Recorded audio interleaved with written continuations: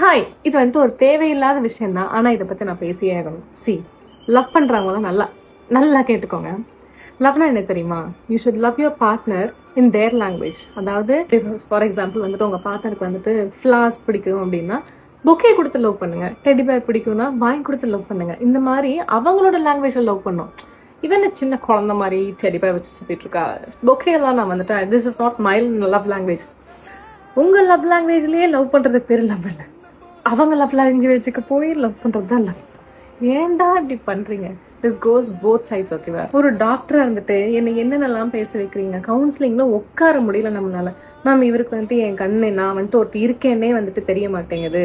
நான் வந்துட்டு அவருக்கு ஞாபகப்படுத்துகிறேன் ஐம் யுவர் ஒய்ஃப் அப்படிங்கிற மாதிரி ஞாபகப்படுத்துறது. இது வந்துட்டு போத் சொல்லுவாங்க. ஆனால் மேஜராக வந்துட்டு ஃபீமேல் தான் சொல்லுவாங்க. They're like longing, begging for love. ஐயோ, அது ஒரு மோசமான ஒரு விஷயம். ஐம் டெல்லிங் யூ, ஒரு சின்ன சேஞ்ச் நீங்கள் உங்கள் லைஃப்பில், உங்கள் லவ் லைஃப்பில் கொண்டு வரணும், உங்கள் மேரேஜ் லைஃப்பில் கொண்டு வரணும்னு நினச்சிங்கன்னா ஃபாலோ தீஸ் 2 திங்ஸ். ஒன்று, உங்கள் பார்ட்னரோட லவ் லாங்குவேஜ் என்னன்னு பார்த்து you have to love her R love him the way he likes or she likes. ஓகேவா?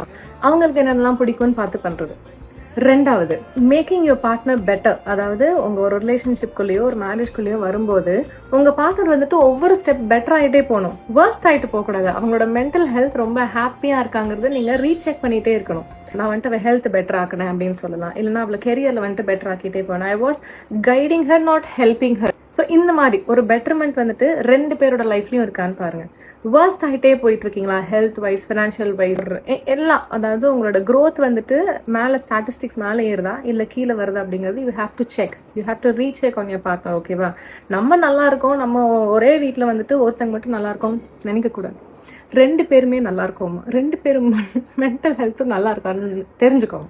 சரியா? ஏன்னா கன்சல்டேஷனில் கவுன்சிலிங் உள்ள வருதா, ஐம் லைக் என்னடா நடக்குது அப்படிங்கிற மாதிரி இருக்குது. அதனால இதை நான் இன்னைக்கு சொல்லி ஆகணும்னு நினச்சேன், சொல்லிட்டேன். ஸோ திருந்துங்க.